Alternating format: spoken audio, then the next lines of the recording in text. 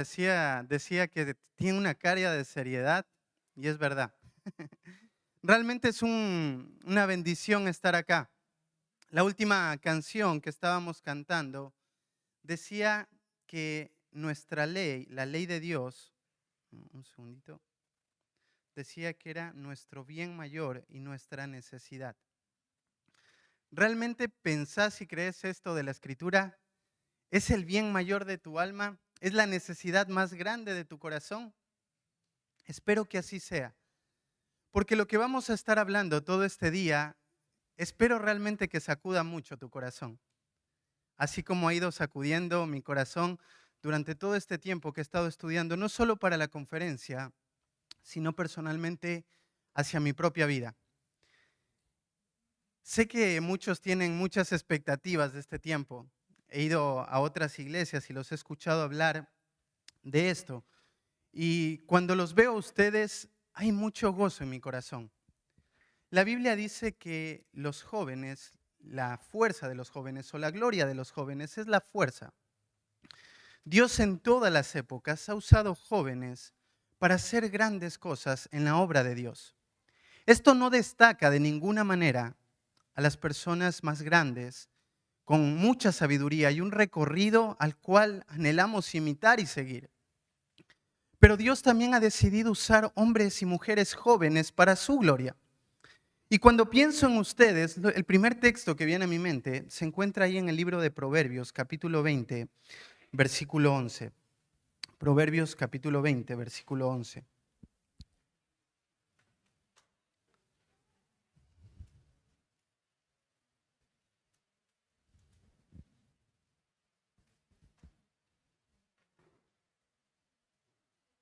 Dice así: aún el muchacho es conocido por sus hechos si su conducta fuere limpia y recta. Te lo repito.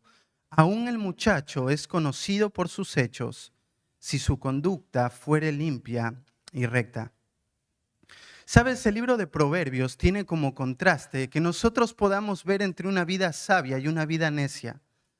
Una vida sabia es aquella que está dirigida por el temor de Dios, mientras que la vida necia es aquella que es dirigida por nuestros propios deseos. Salomón tenía claro que esta carta o este libro era escrito para poder acompañar a sus hijos a que estos puedan madurar, a que estos puedan avanzar y poder vivir una vida de sabiduría. Pero él también sabía todos los desafíos que existen en esta labor. Si tú has tenido la oportunidad de leer Proverbios, normalmente se manda a leer Proverbios una vez, un proverbio por día, has podido darte cuenta que hay algo que caracteriza a los jóvenes y no es nada bueno, y ahí me incluyo a mí. Lo que nos caracteriza como jóvenes es algo, es ser impulsivos, soberbios, imprudentes, simples. Y tal vez tú digas, Carlos, no, eso no soy yo. Pero realmente si empezamos a indagar en nuestro corazón, la Biblia describe hacia los jóvenes, porque esta es una etapa donde las pasiones están en su alto nivel. No que en otras edades o etapas no exista, pero en esta etapa es crucial poder tener dominio propio sobre ellas. Y por eso Pablo exhorta a Timoteo para que los jóvenes lleguen a este dominio propio. Ahora, cuando llegas a este texto, es muy esperanzador, porque llegas con toda la carga pensando todo lo que es un joven y todas las pasiones revueltas y muchas cosas en el corazón, muchos errores deseamos aprender no por medio de la experiencia, no por medio, del consejo, sino caernos en el error y seguir ahí mismo y avanzar así. Por eso es que se describe como alguien simple. Entonces, cuando llegas a este texto, es de mucho aliento, porque arranca diciendo, aún el joven. Cuando dice esto, lo que podrías pensar es, a pesar de todo lo que se ha dicho de esta etapa, él puede ser conocido por sus hechos. Y esta palabra conocido es muy particular porque tiene que ver con ponerte un disfraz. El disfraz que el autor espera, que Salomón espera que los jóvenes tengan, son sus buenas obras, son sus hechos. Estas obras entonces van a estar marcadas por las decisiones que tomes en tu vida, por tu crecimiento espiritual, por la seriedad con la que miras la vida, por ser una persona que busca glorificar a Dios, por vivir corandeo todos los días de tu vida. Realmente espero que este año, a partir de lo que hablamos el año pasado, el Señor te haya permitido avanzar. Hayas tomado decisiones radicales en cuanto a tu vida. Hayas buscado seguir creciendo y madurando. Hayas buscado servir en tu iglesia con lo que el Señor te ha dado. Hayas empezado a ajustar cada área de tu vida, tanto privada como pública, para que avances en una madurez hacia los propósitos de Dios. Pero cuando pensábamos en este año, algo que pasaba por nuestra mente era eso. Algo que hace el efecto completamente contrario de lo que mencionábamos. Y es el tema de la mundanalidad. La mundanalidad es un enemigo imperceptible. La mundanalidad va destruyendo mi vida de adentro hacia afuera. La mundanalidad, lo que despierta en nuestro corazón es una apatía espiritual. Lo que antes disfrutaba, leer mi Biblia, el predicarle a otros, el memorizar versículos, el sentarme y arrodillarme y llorar, hoy se ha vuelto una carga en mi corazón. Porque el mundo ha ido penetrando muy profundo en nuestro corazón y ha ido creando una apatía. Y aunque estemos sentados domingo a domingo escuchando la Escritura, muchas veces estamos muy lejos del Dios de la Escritura. Así que ese es mi deseo esta primera sesión, definir lo que es la mundanalidad. Si quisiéramos darle una definición, podríamos decir que la mundanalidad tiene que ver con el amor al mundo. Y decir que amamos al mundo tiene que ver con que ese amor lo que hace es me vincula al mundo, me da una comunión íntima con el mundo y por tanto me lleva a tener una devoción leal al mundo. ¿Sí? Y hay un pasaje que es muy claro y muy contundente en esto de amar al mundo. Quiero que me acompañes al libro de Primera de Juan, capítulo 2, el versículo 15, 16 y 17. Primera de Juan, capítulo 2, versículo 15, 16 y 17.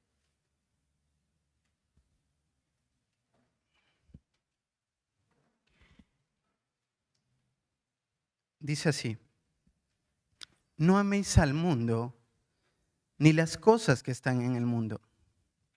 Si alguno ama al mundo, el amor del Padre no está en él. Porque todo lo que hay en el mundo, los deseos de la carne, los deseos de los ojos y la vanagloria de la vida, no provienen del Padre, sino del mundo. Y el mundo pasa y sus deseos, pero el que hace la voluntad de Dios permanece para siempre. Tal vez lo primero que pase por tu mente es, ¿qué significa no amar al mundo? ¿Significa que tal vez no puedes ver Netflix? ¿O películas, que tienen una calificación de mayores de 18? ¿Significa que tienes que renunciar a todos tus programas favoritos de televisión? ¿Significa que cuando miras una película tienes que adelantar en las escenas de intimidad para no contaminar tu rostro? No contaminar, tu mente. ¿Significa que hay una música especial que debes escuchar? ¿Significa que tienes que evaluar cuánto tiempo estás pasando jugando videojuegos o viendo videos de YouTube? ¿Significa tener que borrar mis redes y cambiar mi mundo virtual por uno real? ¿Qué significa no amar al mundo? Creo que hemos escuchado muchas veces este texto, pero no sé si te has puesto a pensar en qué significa esto, porque el mandato de Juan es muy contundente. A veces quisiéramos evitar este texto en nuestra mente, quisiéramos sacarlo Y cuando te hablo de sacarlo, no es que no lo quieres leer, sino que lo lees sin pensar en toda la implicancia que este texto tiene a la vida de cada creyente y cada persona que profesa ser un hijo de Dios. Hay un peligro muy grande con amar al mundo. Y antes de seguir definiendo esto, quiero mostrarte ese peligro. Así que acompáñame a 2 de Timoteo, capítulo 4, versículo 10. 2 de Timoteo, capítulo 4, versículo 10.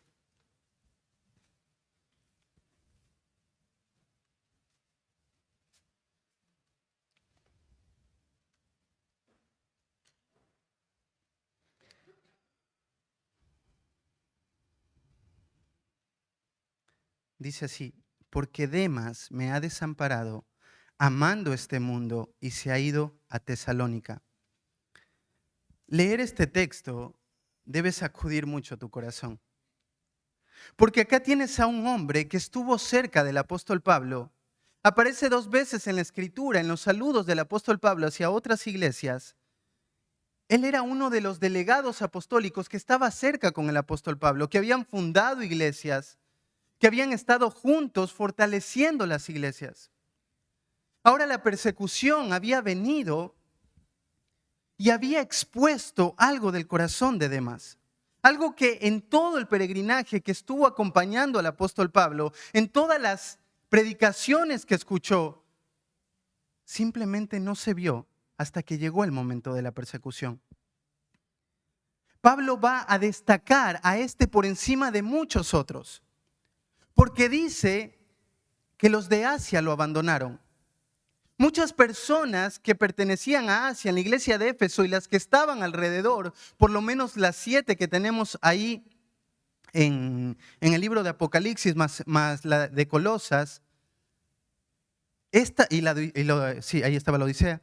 Estas 8 iglesias habían dejado al apóstol Pablo, pero Pablo no hace mención de ninguna persona, a excepción de este hombre. ¿Por qué? Porque fue evidente este hombre que había recorrido tanto tramo con el apóstol Pablo, que había estado tan cerca de la verdad, ahora la presión que estaba viviendo lo llevó a desertar del pueblo de Dios.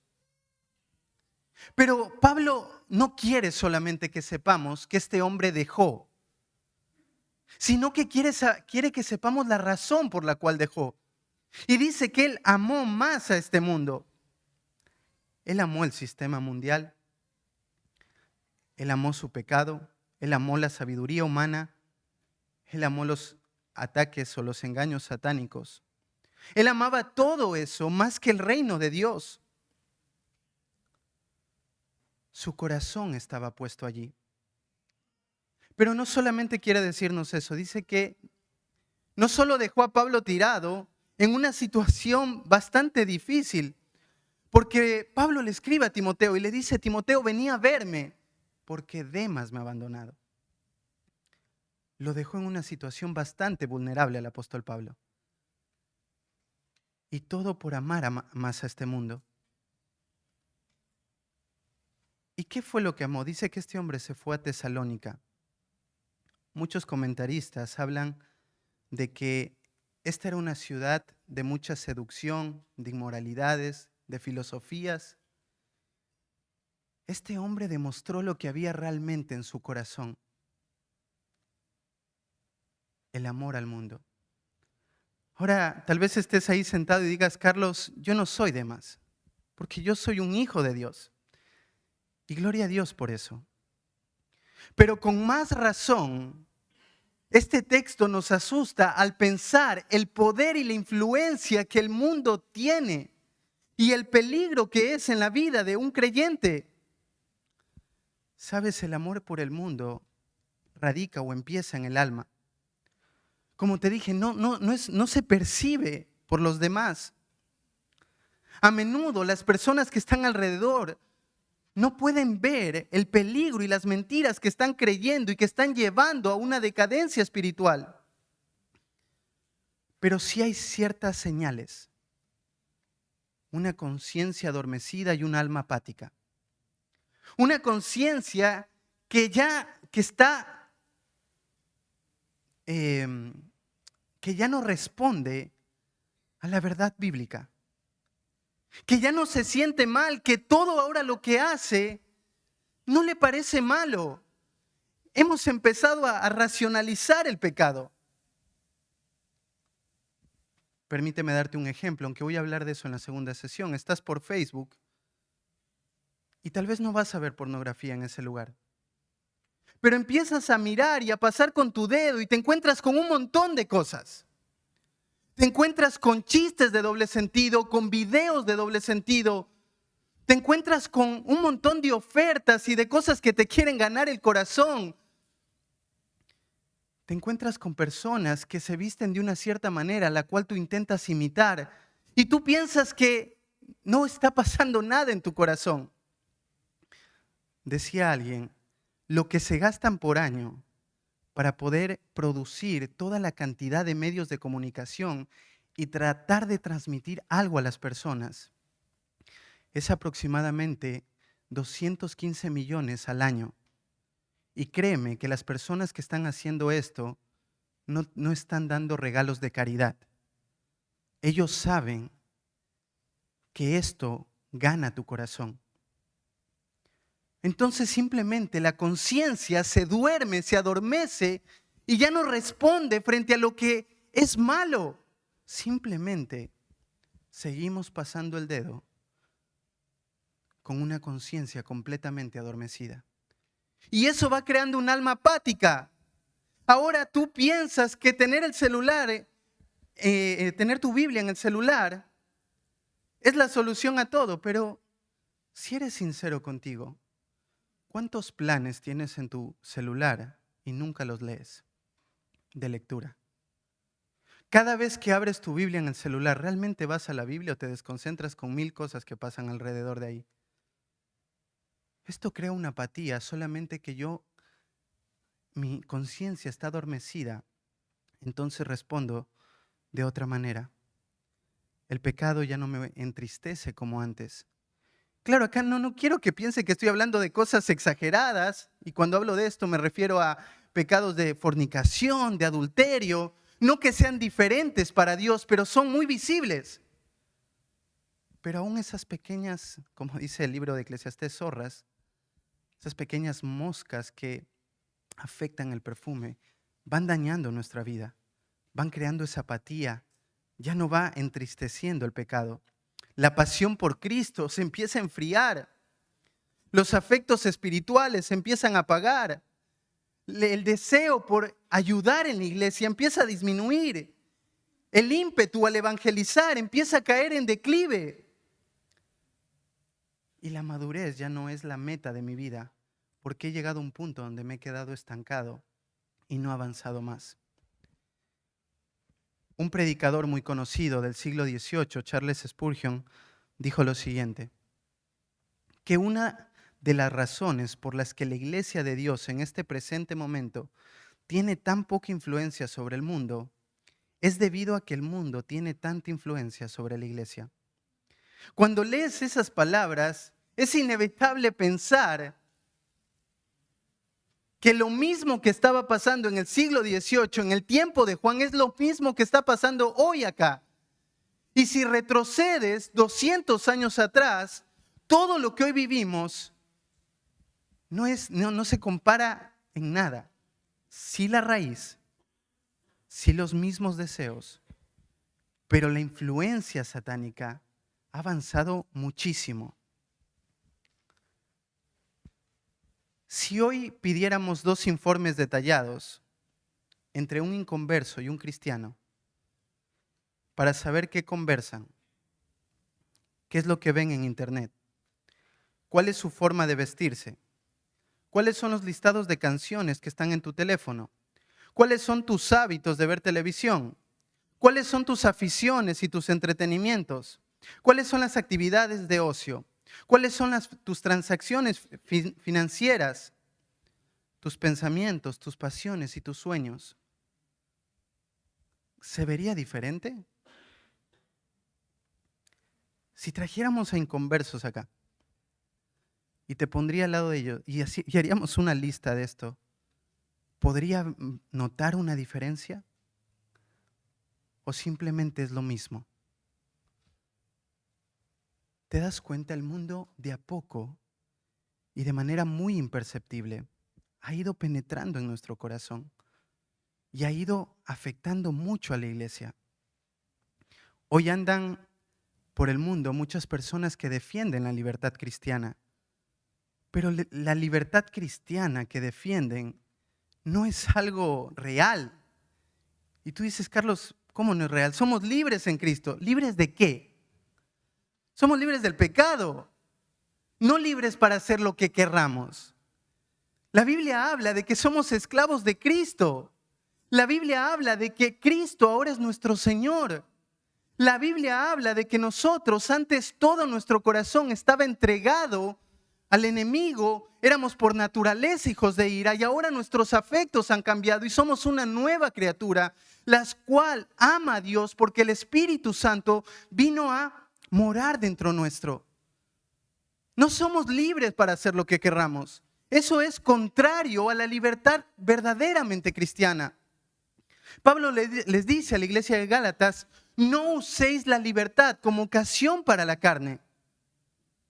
¿Qué significa usar la libertad como ocasión para la carne? Servirme a mí, ser una persona egoísta, la cual solamente piensa en sí mismo. Pero en el mundo, te digo, esto ya no se habla.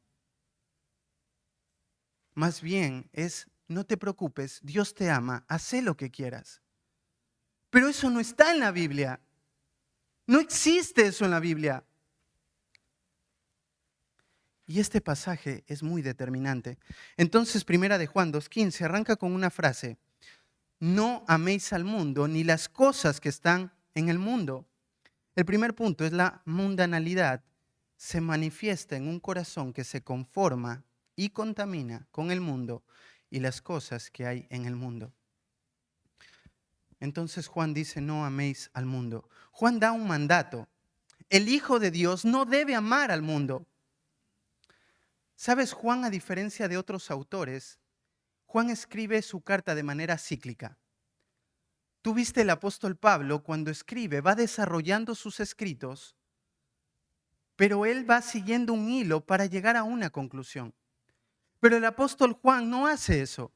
El apóstol Juan empieza hablando en el capítulo 2 del amor y luego en el 3 del amor y luego en el 4 del amor y tú piensas que estás saltando. No, él escribe eso para ir extrayendo principios de un solo tema y poder tener claridad todo lo que esto implica. Así que Juan ya nos había hablado sobre lo que era el amor.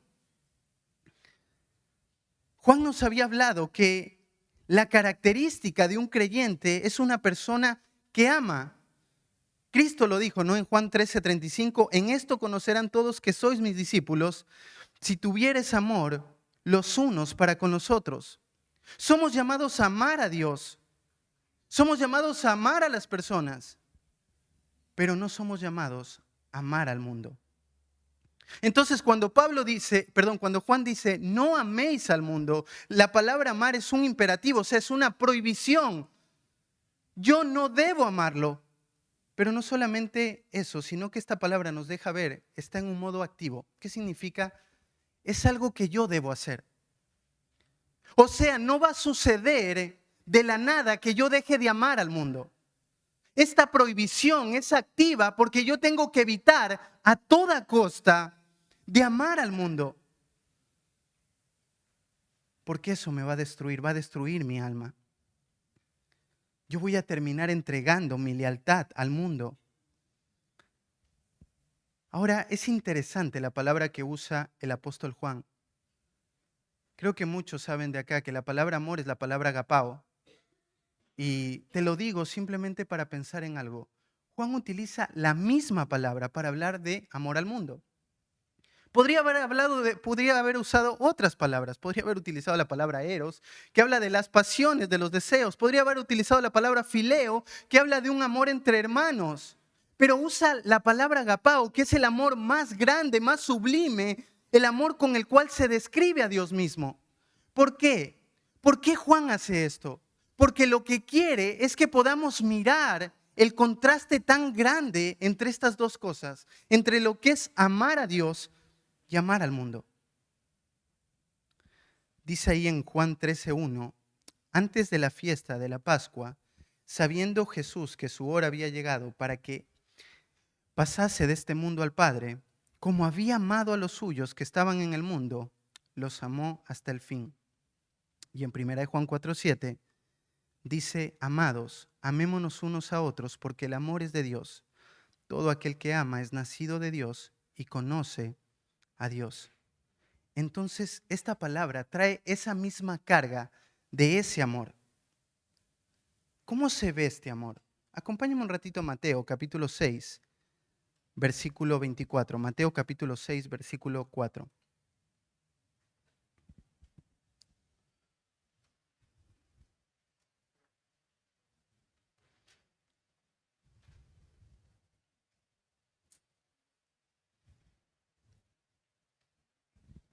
Dice así, ninguno puede servir a dos señores, porque o aborrecerá al uno y amará al otro, o estimará al uno y menospreciará al otro. No podéis servir a Dios y a las riquezas. Acá Mateo nos deja ver algo. Nosotros no podemos amar a dos señores. ¿Por qué? Porque estos están en una antítesis, son contrarios. Si yo amo a las riquezas, odio a Dios. Si yo amo a Dios, odio a las riquezas. Entonces, cuando Juan te dice que no améis el mundo, lo que te está diciendo es que aborrezcas al mundo. Lo que te está diciendo es que odies al mundo. Y este no es un principio que solamente está planteado por Juan. El Antiguo Testamento da testimonio de eso.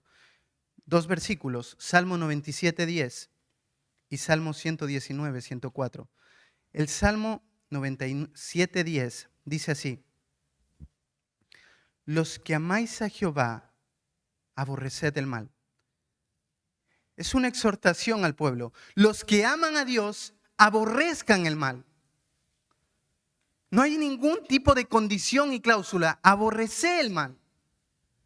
En el Salmo 119:104 dice, de tus mandamientos he adquirido inteligencia, por tanto he aborrecido todo camino de mentira. Es inevitable que mientras uno más ama a Dios, termina aborreciendo o odiando a este mundo. Así que el amor del cual habla acá Juan, si el amor bíblico es uno que se entrega completamente por el otro, buscando el bienestar del otro, sin buscar recompensa, este amor es un amor que está centrado en mí mismo. Este amor significa que estoy dispuesto a entregar todo por lo que el mundo me pueda dar. Esto es un amor propio, donde yo encuentro en el mundo aquello que realmente creo que me puede satisfacer. La pregunta es, ¿a qué nos referimos cuando decimos que no amemos al mundo? Bueno, primeramente, ahí Nahuel nos dijo algo cuando introducía las alabanzas, y es, Dios nos dio el mundo para disfrutarlo. Sería algo contrario a decir que odiemos al mundo cuando Dios creó el mundo. Dios creó todo lo bello que tú ves alrededor. Dios creó las plantas, Dios creó los animales, el cielo, las montañas. Nuestro Dios es asombroso. La Biblia es tan clara en expresar que los cielos cuentan la gloria de Dios. O sea, los cielos por sí mismos hablan de quién es Dios. La creación lleva en sí mismo, lleva plasmada la imagen de un Dios asombroso. Tienes una hormiga recontra trabajadora, porque lleva en sí que nuestro Dios es trabajador. Toda la creación da testimonio del gran Dios sabio, hermoso, perfecto, glorioso que tenemos. Así que no podemos odiar al mundo, no a ese mundo. Cuando nos referimos al mundo, podríamos también estar hablando de las personas. Obviamente no podemos odiar a las personas porque la Biblia nos manda amar a las personas. Es más, Juan nos dice que la razón de Dios de amar a las personas hizo que Cristo sea la propiciación, no solo de los pecados de los que estaban leyendo esta carta, sino de los de todo el mundo. Dios ama al mundo. Dios ama a las personas. lo manifestó en la cruz. Entonces, ¿a qué nos referimos con mundo? Si abrimos ahí en algunos textos, vamos a poder dar un poco más de claridad en esto. Juan 17, 14 al 17. Juan 17, 14 al 17.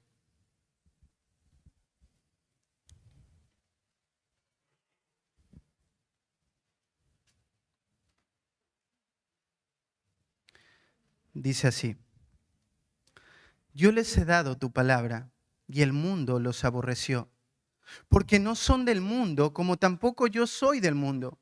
No te ruego que los quites del mundo, sino que los guardes del mal.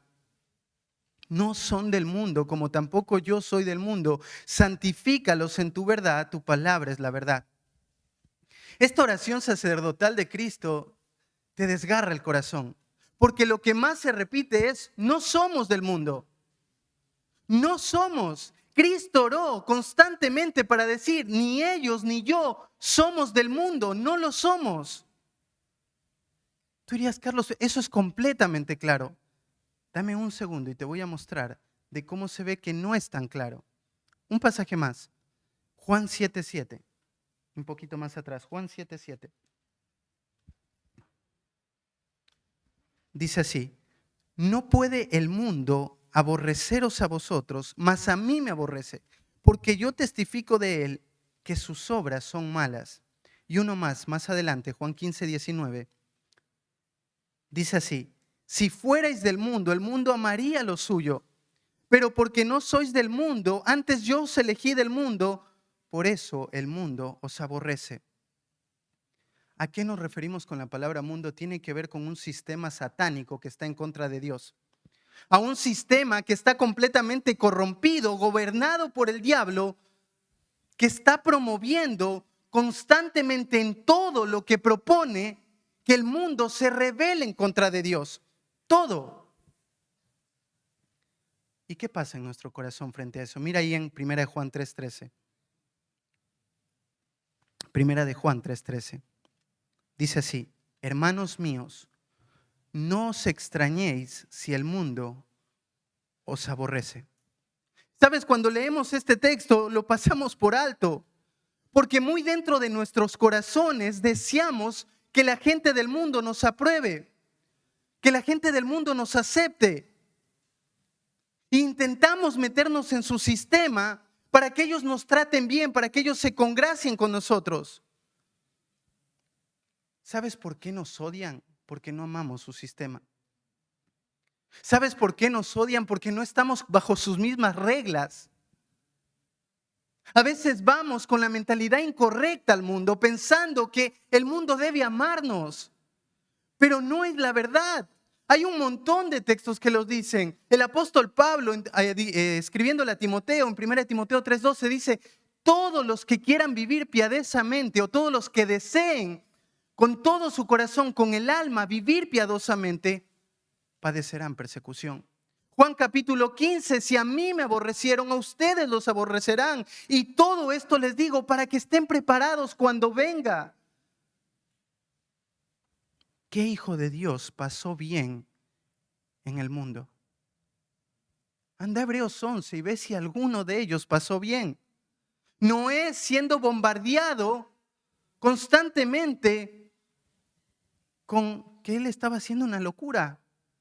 Un viejito que estaba desperdiciando el tiempo hasta que vino el juicio. Un hombre millonario con mucho dinero, abandonando toda su comodidad por ir detrás de Dios a un lugar que no conocía, yendo por un camino desértico. Qué locura, ¿no? Un hombre que pasó de ser el perseguidor más grande de la iglesia, respirando muerte, ahora transformándose en un hombre que recibe palazos, golpes, cárceles, naufragios, a veces sin comer. Y él se siente gozoso de eso. Todos los apóstoles muriendo de una manera trágica. En la historia de la iglesia, personas que intentaron traducir la escritura, quemados vivos, descuartizados, decapitados.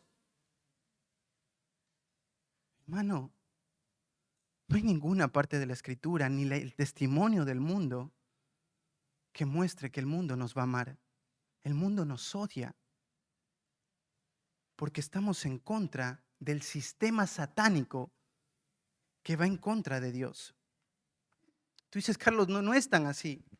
Bueno, solamente prendamos la televisión, reproduzcamos alguno de los videos de YouTube, revisemos Facebook y nos vamos a dar cuenta cuán agresivamente es hostil el mundo hacia el cristianismo. Hoy se ataca a la familia, lo que Dios ama, con un feminismo. Hoy en todos los lugares que te acabo de decir se promueve la promiscuidad sexual y la homosexualidad. Constantemente la violencia crece. Hay un énfasis muy grande en el materialismo, en querer cada vez más. Hay un hedonismo por parte de los medios seculares de comunicación, que sigas tus placeres y tus deseos. Hay una disminución muy fuerte en estos últimos años de la integridad moral. Hoy ya no importa la integridad. Hay un debilitamiento del bien y del mal por el relativismo posmoderno que vivimos hoy. ¿Te das cuenta? Ellos no están yendo de manera despacio en contra del cristianismo. Ellos van a arrasar y a destruirnos. Eso es lo que sabemos de ellos. ¿Sabes cuál es el problema? Que nosotros consumimos lo mismo que ellos consumen y lo alabamos. Y lo tenemos en alta estima. Y disfrutamos lo mismo que ellos disfrutan. Las novelas que promueven la infidelidad, las películas que promueven el feminismo, las redes que promueven todo tipo de pecados visuales. Y pensamos, Carlos, pero está bien, yo estoy en el mundo, pero no eres del mundo. No puedes vivir como el mundo, porque no sos del mundo. Entonces dice que no tenemos que amar al mundo, no tenemos que amar su sistema, no tenemos que darle la lealtad al sistema satánico del mundo, ni tampoco las cosas que están en el mundo. Lo que nos muestra la siguiente parte es que no solamente no tenemos que amar el sistema que va en contra de Dios, sino tampoco las cosas que están dentro de este mundo o que se relacionan con este sistema. Porque esas cosas tienen como fin el que nos rebelemos contra Dios. Te dije anteriormente que Dios nos ha dado la gracia de poder disfrutar muchas cosas del mundo. El problema es cuando yo le doy a esas cosas mi lealtad, mis deseos, mi vida, lo vuelvo como la meta más grande de mi corazón. Por ejemplo, déjame darte algunos ejemplos para que me entiendas lo que te estoy diciendo. Dios creó la intimidad sexual y es un regalo de la gracia de Dios. En el entorno del matrimonio, esto puede ser vivido en un acto de servicio mutuo y es hermoso. El hombre lo pervirtió y lo convirtió en un acto egoísta de placer. Dios nos ha dado la comida para que la disfrutemos. Y el hombre la convirtió en gula y en glotonería, comiendo todo lo que su cuerpo desea y eligiendo lo que puede y no puede comer, marcando esta manera que tu cuerpo es el que gobierna tu vida y no la palabra de Dios. Pero nos acostumbramos. Creemos que está bien. Creemos que se debe vivir así. Porque bueno, no estoy viendo pornografía, pero sí estoy dándole pie a mi estómago en todo lo que éste me pide. Delante de Dios es lo mismo, es idolatría. Y ceder en lo uno te va a llevar a lo otro. Ese es el camino que la Biblia describe en cuanto a hombres y mujeres que ceden a los deseos en cosas pequeñas y que luego terminan convirtiéndose en algo muy grande. Permíteme hacerte algunas preguntas en esta primera sección, en esta primera porción. No ames las cosas del mundo ni las cosas, no ames al mundo ni las cosas del mundo. ¿Codicias la estima y la aprobación de los que te rodean? ¿Te esfuerzas mucho en evitar hacer el ridículo o sufrir el rechazo por tu fe cristiana? ¿Consideras que los resultados materiales y presentes son más importantes que tus premios eternos? ¿Te has alejado de Dios y has adoptado ídolos en su lugar? ¿Qué es lo que domina tu mente y mueve tu corazón día a día? ¿Estás descontento con algún aspecto de tu vida? ¿Son los anhelos de placeres terrenales lo que te motiva cada mañana? ¿Te atrae la prosperidad material, la prosperidad material más que la madurez y la piedad? ¿Tu vida en oración se caracteriza por las súplicas a Dios para que se haga su voluntad y que su reino venga pronto? Si a estas preguntas tu corazón está siendo eh, confrontado, hay signos de amor al mundo. Y quiero que sepas que necesitas responder en fe. Y te lo digo porque yo también empecé a descubrir muchas cosas en mi corazón.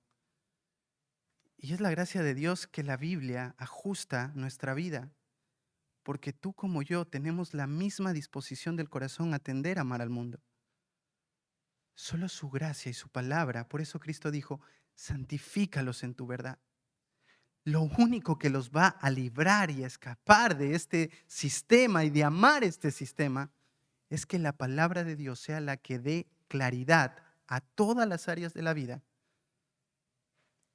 porque la palabra de Dios es la verdad.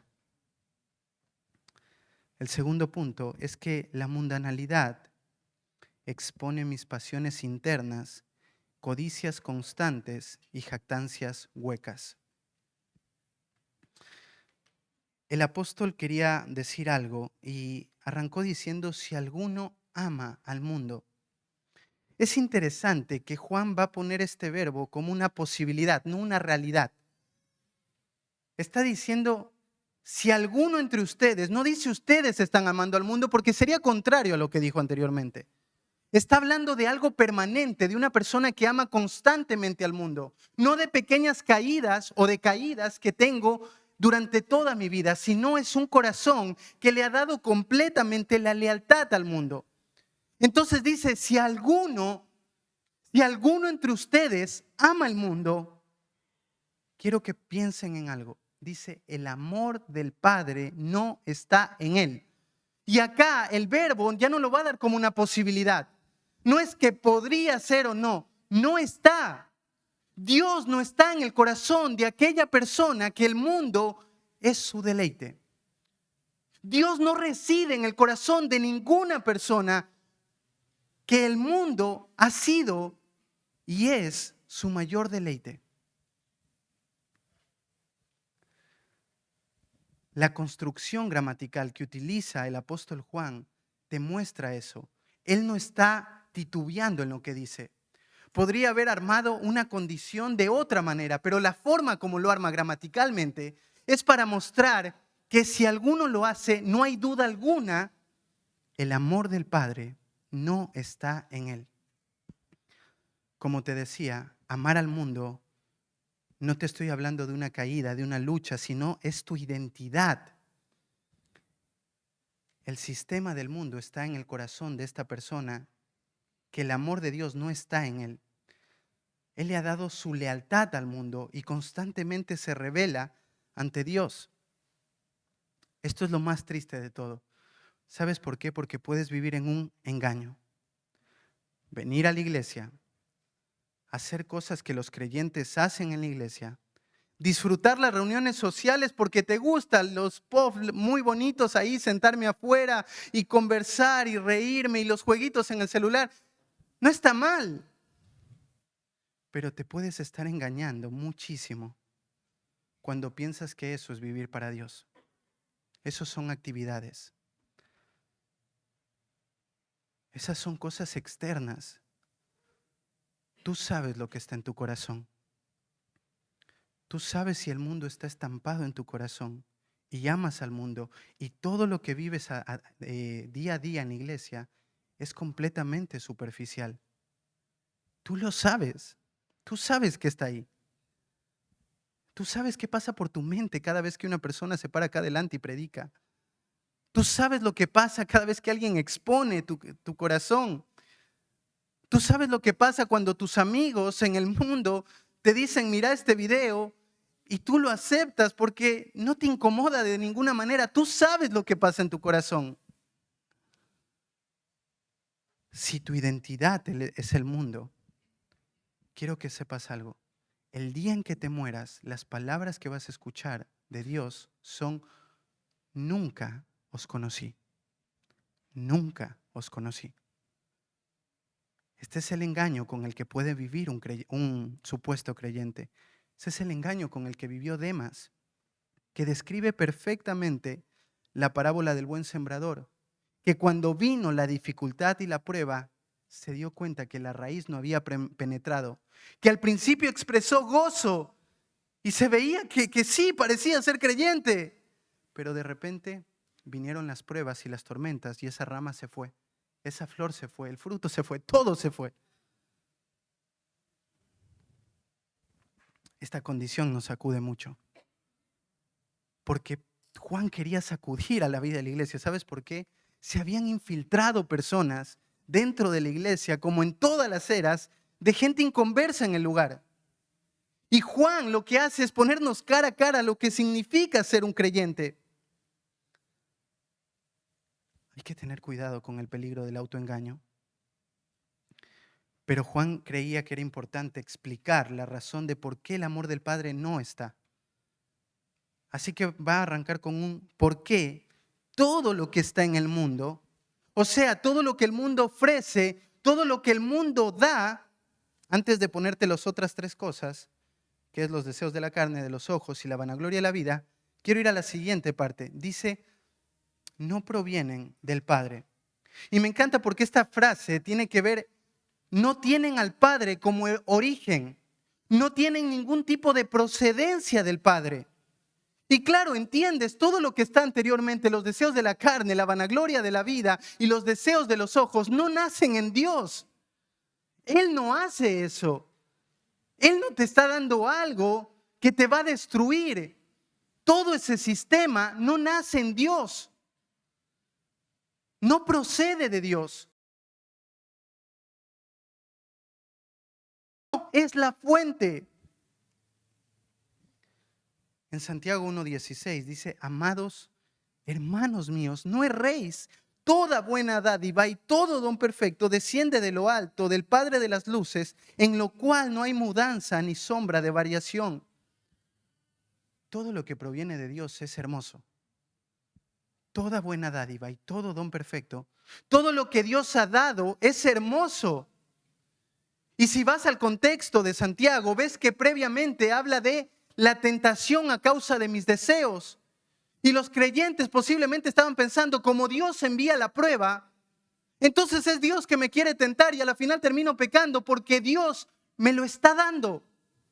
Y Santiago dice, no, hermanos, no se confundan, eso no es verdad, de ninguna manera. Todo lo que proviene de Dios tiene un propósito de bien. Todo. No hay nada en el mundo que no sea dado por Dios que tenga un fin equivocado, un fin malo.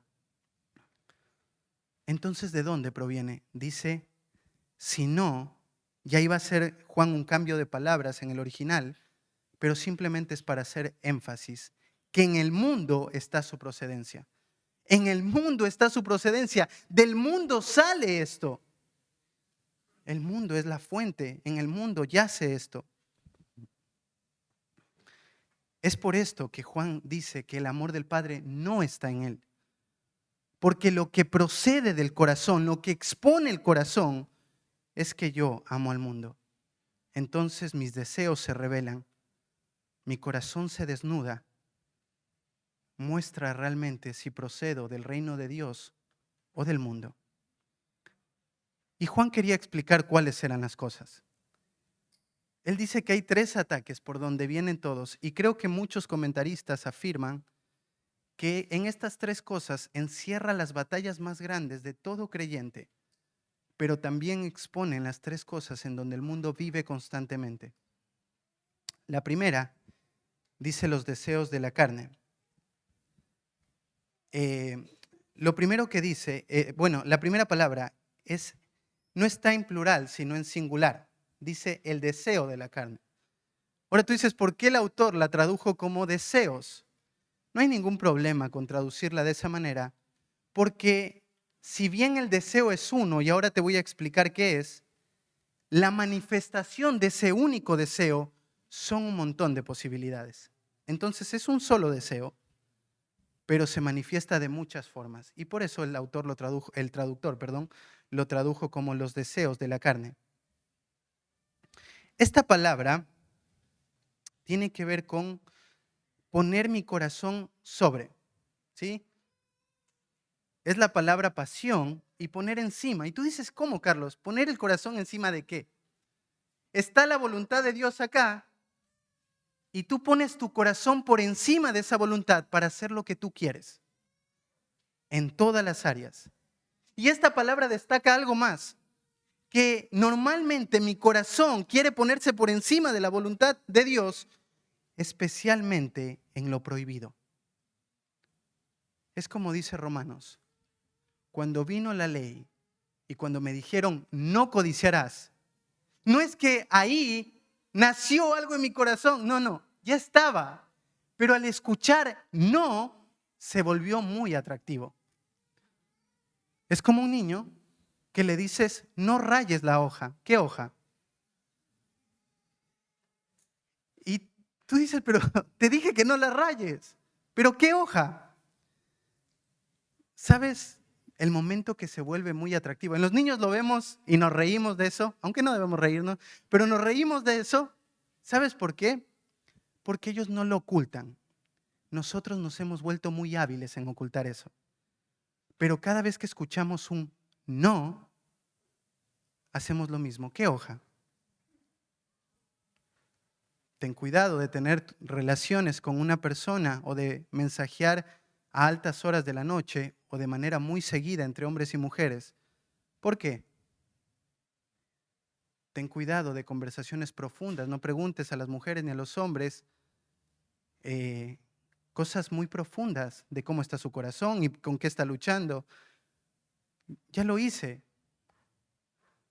Tú dices, ¿por qué? Porque hay sabiduría detrás de eso. Porque después de eso, lo que normalmente pasa es una chica embarazada sola en su casa. Lo que normalmente pasa son hombres cayendo constantemente en pornografía. Entonces, este deseo tiene que ver con hacer algo porque es especialmente prohibido. Y ahí es donde viene Hebreos 13, ¿no? Obedezcáis a vuestros pastores para que lo hagan con pronto ánimo, los cuiden con pronto ánimo. Claro, porque cuando tú escuchas no, es como dices, sí voy a hacer eso. No, no lo hagas, no, sí lo voy a hacer. Eso es el deseo. Ahora este deseo tiene varios aspectos. Porque al ser traducido de esta manera, entonces se da muchas palabras. Puede ser codiciar, desear, apasionarme. Y en la Septuaginta va a traducir esta palabra del hebreo al griego. Y miren este versículo, Números 11:4. Números 11:4.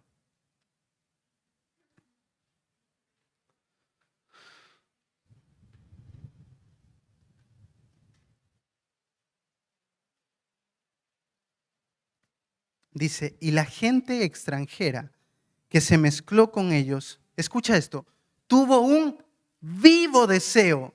Y los hijos de Israel también volvieron a llorar y dijeron, ¿quién nos diera a comer carne? ¿Había un problema en pedir carne? Pero ¿viste cómo lo describe Moisés? Hubo en ellos un vivo deseo. Y ese deseo lo que hizo es que estas personas dijeran, quiero comer carne. Vamos a morir si no como carne. Estaban llorando por la carne. Entonces, este deseo se fija en el corazón como una necesidad. Y para evitar la culpa que viene en el corazón, lo hacemos con frases, es que lo necesito. Todos lo tienen. ¿Qué tiene de malo? Solo va a ser un momento. Esta palabra no muestra la irracionalidad del pecado, sino por el contrario, la desobediencia del pecado. No es que tú no estás pensando, tú quieres irte en contra de Dios. Este deseo se ve como una obligación en tu corazón de lo quiero tener y lo quiero tener ahora. Mira, hay otros pasajes, el Salmo capítulo 10, versículo 3. Salmo capítulo 10, versículo 3. Dice así: porque el malo se jacta del deseo de su alma, bendice al codicioso y desprecia a Jehová. El malo se ríe, se jacta de los deseos que hay en su alma. En su corazón él desprecia a Dios, él ama, en este caso, la prosperidad. Si vas al Salmo 78, te va a mostrar el versículo 28 al 31. Te va a mostrar lo que pasó con el pueblo, lo que habíamos leído de Números.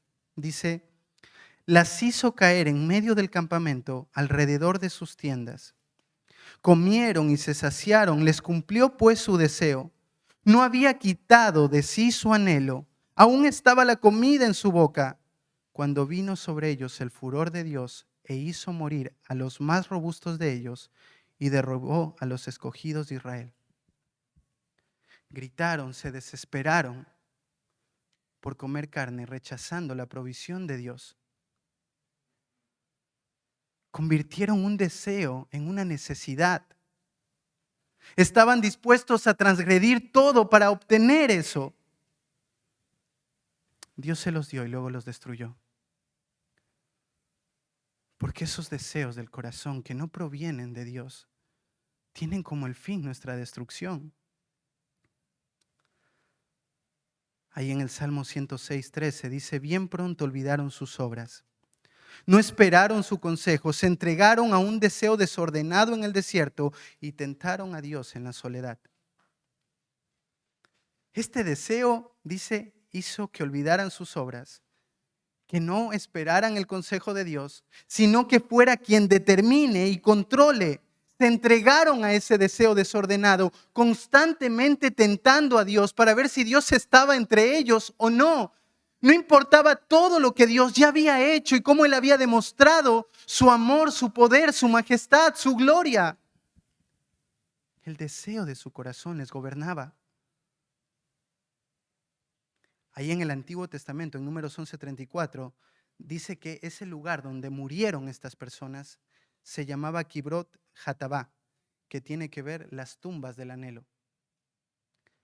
Ahí están ellos sepultados, un grupo de personas cuyo anhelo era por lo cual vivían y buscaron satisfacerlo. Hay otros textos que solamente te los voy a mencionar y algunos a leer. Proverbios 6:25 dice: no codicies su hermosura en tu corazón, ni ella te prenda con sus ojos. En Gálatas 5:16 habla de que estos deseos son contrarios al andar con el Espíritu. Entonces, eso es lo que describe este deseo. Esos son los deseos de la carne.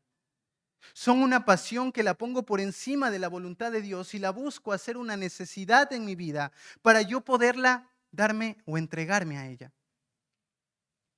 Y créeme que no tiene que ver solo con cosas grandes como como una fornicación.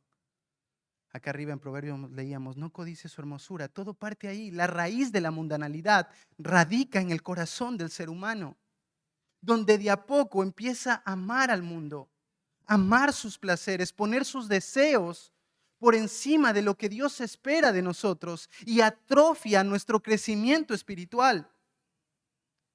Crea una apatía espiritual muy grande en el corazón. Luego dice también el deseo de los ojos. Nuevamente esta palabra deseo es la misma que se habla de la carne, pero ahora va a decir algo particular. Dice que estos deseos provienen de los ojos.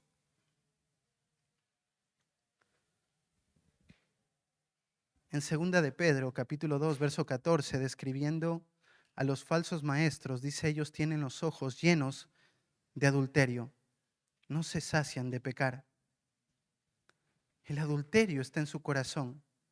Sus ojos están llenos de adulterio porque sus ojos son la ventana del alma.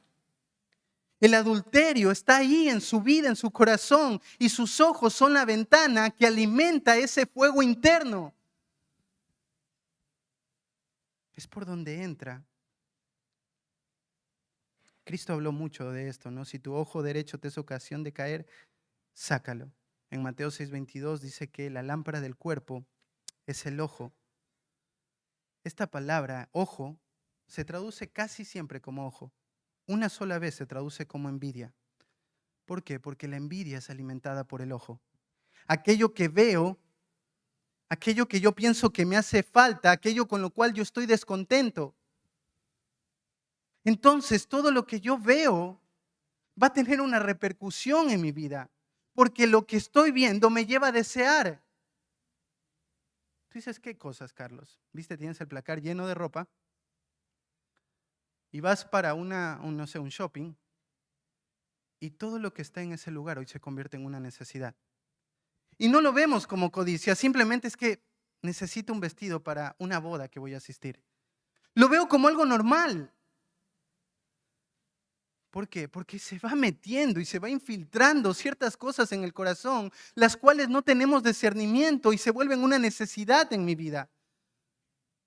Y te digo, algo para lo cual somos muy buenos es para racionalizar el pecado y empezar a decir, es que lo merezco, es que lo necesito, es que lo quiero, no es nada malo, ellos lo tienen, todos viven así. Claro, y con eso mi conciencia se adormece y ya no responde frente a aquellas cosas que antes me parecían sumamente mal. Allí en Proverbios 27:20 dice, el Seol y el Abadón nunca se sacian, asimismo los ojos del hombre nunca están satisfechos. Constantemente están deseando lo que observan, lo que miran. Una mujer, un hombre, cosas. Lo vemos en la vida de personas, ¿no? La esposa de Lot utilizando mal sus ojos. Como resultado, Dios la mata. Acán diciéndole Dios, van a ir y van a destruir ahí a Jericó. No van a tomar nada. Pero es que está ahí ese lingote de oro, la capa, el báculo, está ahí. ¿Le sirvió de algo eso? Era a tomarlo, correr y ponerlo debajo de su tienda. ¿Lo iba a utilizar? No. Era simplemente el deseo del corazón descontrolado de aquello que vio, tomarlo, guardarlo, ni siquiera utilizarlo. Porque allí hallo la seguridad, allí hallo el placer. Ahora lo tengo. Hasta que viene otra cosa y veo otra cosa. ¿No nos pasa eso en el corazón? Que deseamos cosas, que nuestros ojos constantemente buscan saciarse, que no estamos satisfechos con lo que tenemos, con lo que somos. Tienes a un David que vio a Betsabé bañándose y la mandó a llamar. Y te digo, cuando lees la historia, es como que piensas, David, ¿no te diste cuenta? Bueno, su decadencia había empezado antes. Pero cuando la manda a llamar, los siervos le dicen, David, es Betsabé, la esposa de Urías. ¿Te acuerdas, David? Él es tu guardia. Él es el que está al frente contigo batallando y luchando. David, es él. Tráiganla. Una codicia por ir en pos del placer que no está satisfecha hasta que logre aquello que quiero. Y por último dice la arrogancia de la vida o la vanagloria de la vida. La arrogancia siempre viene por dos cosas, por lo que hago o por lo que tengo. Constantemente yo intento darle a mi vida su valor por lo que hago o por lo que tengo. Esta palabra tiene que ver muchas veces con fanfarrón, con una persona altiva. Decía alguien de esta palabra esto, es aquel que se da más importancia de lo que la realidad justifica y promete más de lo que puede realizar. ¿Sí? Es aquel que se da más importancia de lo que la realidad justifica y promete más de lo que puede realizar. Eso es lo que está en el corazón. Te dicen, ¿sabes tocar la guitarra? Claro que sé tocar la guitarra y sabías 2 canciones. ¿Por qué? Porque tú pones inevitablemente tu corazón en la identidad, en lo que haces o en lo que tienes. ¿Por qué crees que te vistes como te vistes? ¿Te vistes así porque quieres llevarle gloria a Dios o porque quieres que te vean? Si eres mujer para atraer a los hombres y si eres hombre porque quieres ser facha frente a las mujeres, ¿por qué te vistes así? ¿Por qué te peinas así? Porque muchas veces ponemos nuestra identidad en eso. ¿Por qué alardeamos de lo que tenemos? Esa es la arrogancia de la vida. Ahora, Dios detesta esta arrogancia, porque esta palabra solamente se repite 2 veces y la vez que se repite está en Santiago 4:16, cuando dice que personas hacen planes, piensan hacia adelante y dicen mañana haré esto y aquello sin considerar a Dios. Y díceles Dios, ustedes son vanos, porque ¿qué es vuestra vida? Son como la niebla, somos débiles, sin Dios no podemos hacer nada. Ninguno de los que está acá ni siquiera puede garantizar si no van a salir por esa puerta, se van a tropezar y se van a morir. Obviamente que no quisiera que pase, pero no puedes garantizar nada, absolutamente nada. El orgullo, la soberbia nos ciega en lo profundo de nuestro corazón, nos hace creer que nosotros somos dioses y que podemos manejar la vida como nosotros querramos. En Números 15:30 dice que Dios castigaba la soberbia con la muerte. ¿Por qué mataría Dios a alguien que es soberbio? Mira ahí en Deuteronomio 8, 11 al 14. 11 al 14. Deuteronomio 8, 11 al 14. Dice así: cuídate de no olvidarte de Jehová tu Dios, para cumplir sus mandamientos, sus decretos y sus estatutos que yo te ordeno hoy. No suceda que comas y te sacies y edifiques buenas casas en que habites, y tus vacas y tus ovejas se aumenten, y la plata y el oro se te multipliquen, y todo lo que tuvieres se aumentare. Y escucha bien, y se enorgullezca tu corazón y te olvides de Jehová tu Dios. ¿No fue lo que pasó con el pueblo de Israel? Dios les dio todo. Entraron, conquistaron reinos. Un montón de campesinos que no estaban preparados para la guerra vieron grandes milagros, viendo grandes imperios destruidos porque Jehová estaba con ellos.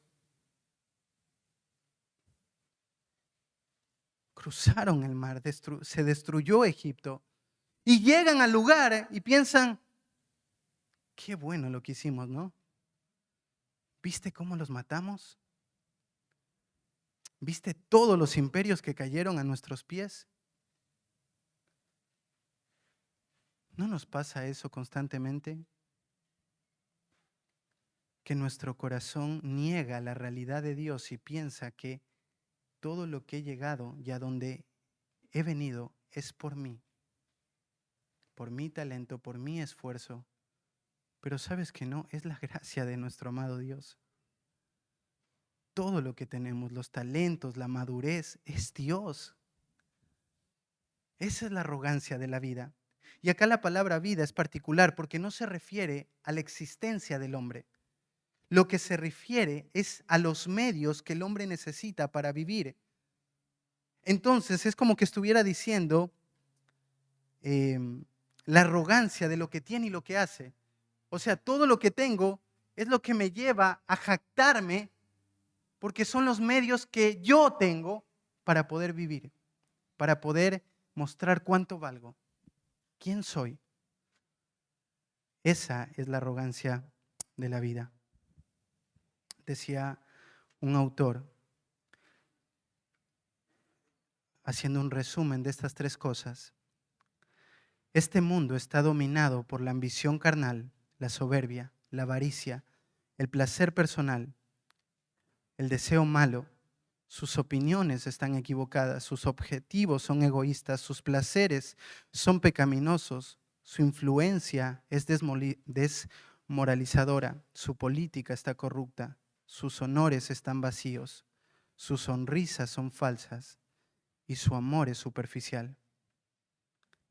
Este sistema está a cargo del diablo y la antítesis o lo contrario a este sistema es el reino de Dios, completamente contrario a lo que vive el mundo. Y hasta acá sé que ha habido una presión muy grande en el corazón, pero Juan quiere animarnos, porque esas cosas que están ahí necesitamos verlas bajo una perspectiva correcta. Necesitamos tener claridad en cómo mirarlas, porque son reales. ¿Cómo debe vivir un cristiano frente a la mundanalidad? Entonces el tercer punto es batallando con la mundanalidad. Y ahí dice Juan, y el mundo pasa, y los deseos del mundo pasan con él.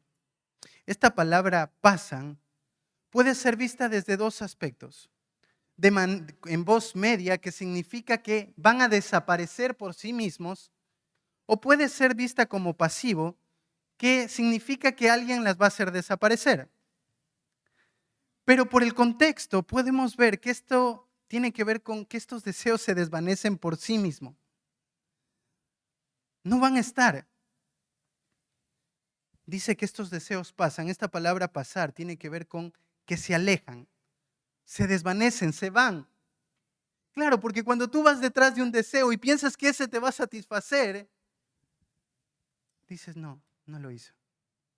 Y vas detrás de otro, tú te das cuenta, estos deseos van a pasar, desaparecen, se desvanecen. Mira lo que dice ahí en 1 Corintios 7:31, que se usa esta palabra. En 1 Corintios 7:31.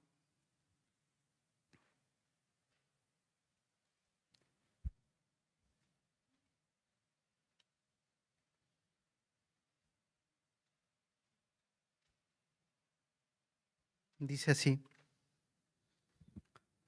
Y los que disfrutan de este mundo como si no lo disfrutasen, porque la apariencia de este mundo se pasa. El apóstol Pablo nos muestra todo eso que para nosotros muchas veces parece tan real. Va a desaparecer. Fuera de la escritura y las personas, todo lo que está en este mundo se va a desvanecer. Un día va a ser terminado por completo.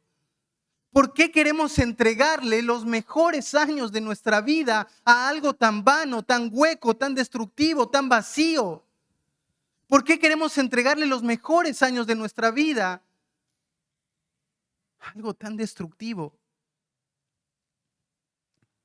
Esto va a desaparecer.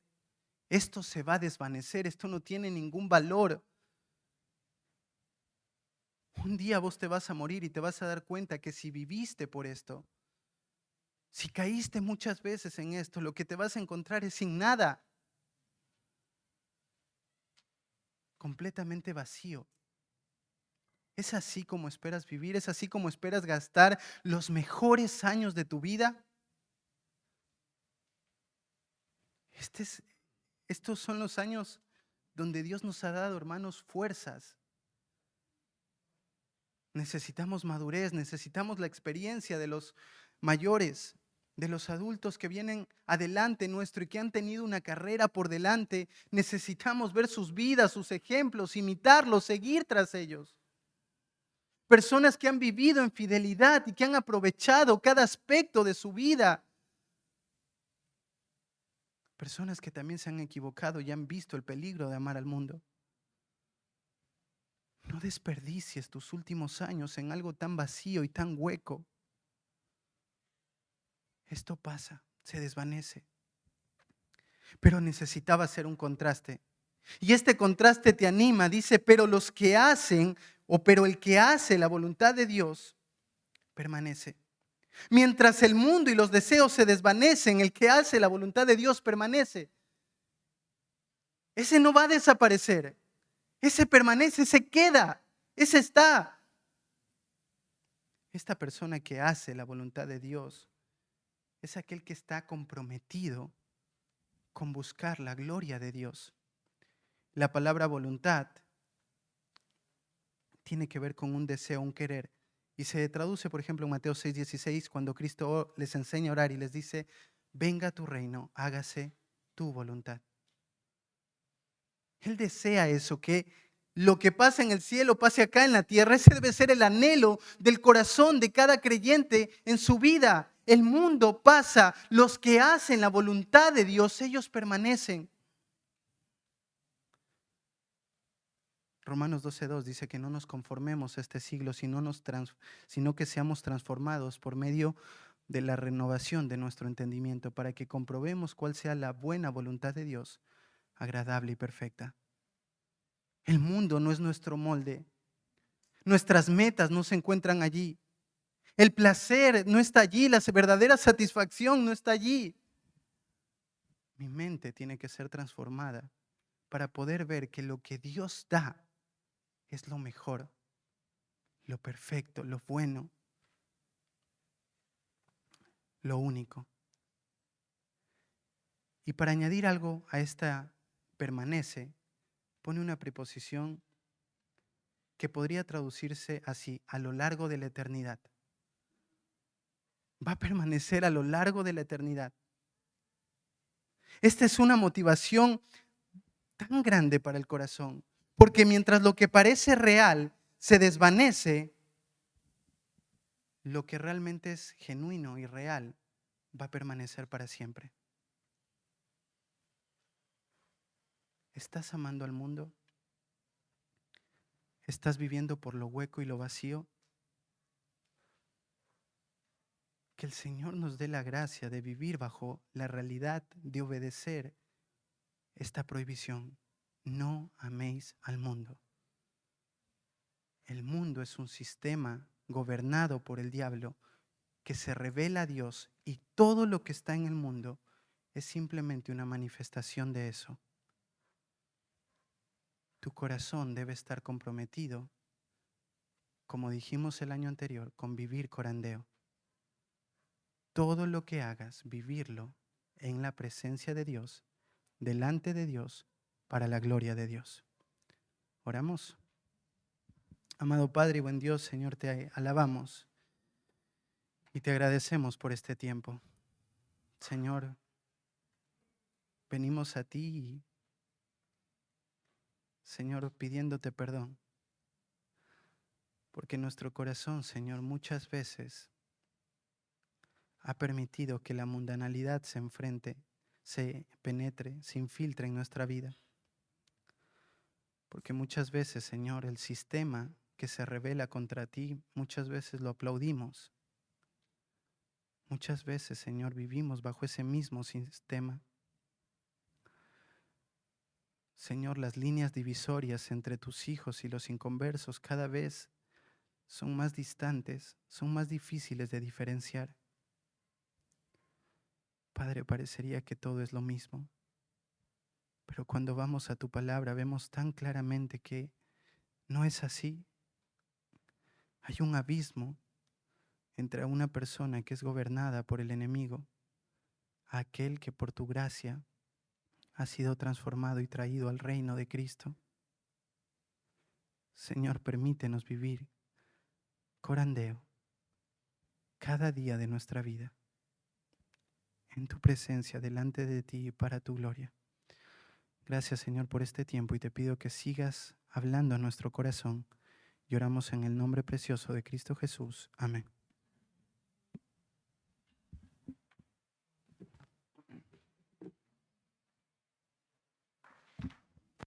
Muy bien, muchas gracias.